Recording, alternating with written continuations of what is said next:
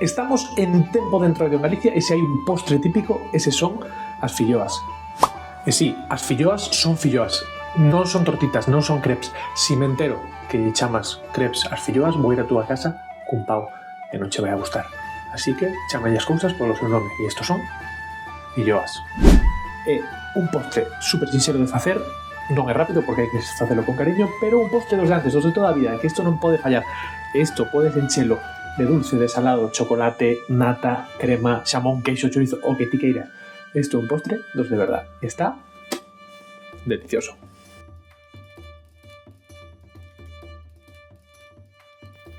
Como boa receita tradicional, isto non entende de gramos nin de pesos, así que vamos a facer de todo un pouquiño a ollo.